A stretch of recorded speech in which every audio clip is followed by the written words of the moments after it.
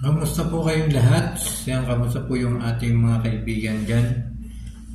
At nakikita niyo po ay gumagawa po tayo ng video ngayon kasi meron po akong ilalapit po sa inyo.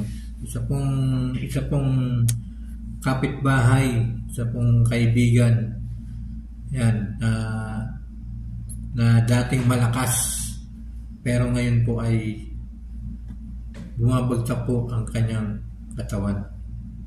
Nangangayayat kasi po bumaba ang kanyang potassium. Ito nga ay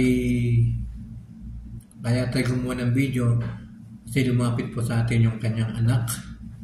Yung kanyang anak ni kay Jojit Ante na gustong humingi ng tulong sa atin. Pero ang nakakalungkot po ay wala po tayong maibigay sa ngayon kasi wala po tayong pondo upang matulungan po si Kuya Jojit Ante.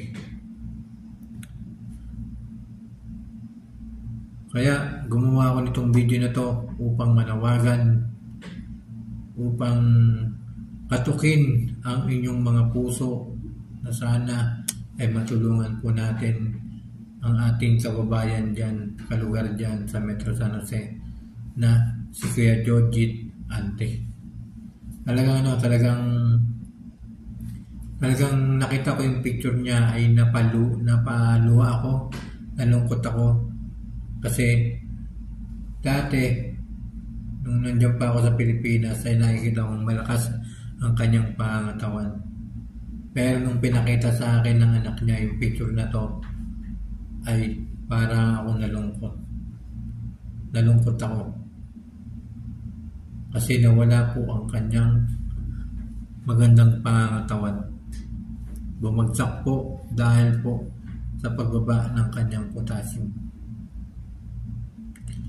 Muli, kumakatok po ako sa lahat ng mga taga Metro San Jose na sana po ay tulungan po natin ang ating kababayan, ang ating kalugar dyan po sa Metro San Jose na kahit maliit man lang na may tutulong natin ay mapapasaya po natin at may babalik natin ang kanyang kagandahan ng kalusugan niya. Kaya sana po ay tulungan po natin ang pamilya Ante.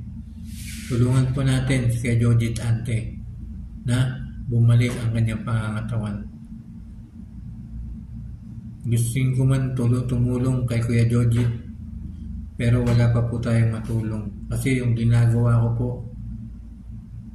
na pagtulong ay nagbibideo po ako at ilalapit po natin sa ating mga kababayan. Ilalapit po natin sa ating mga mababait na mga OFW na handang tumulong po sa mga kapwa natin na mga may sakit o mas nangangailangan. Kaya muli nananawagan po ako sa lahat ng mga taga Metro San Jose, sa mga merong may kaya dyan, sa mga merong sobra,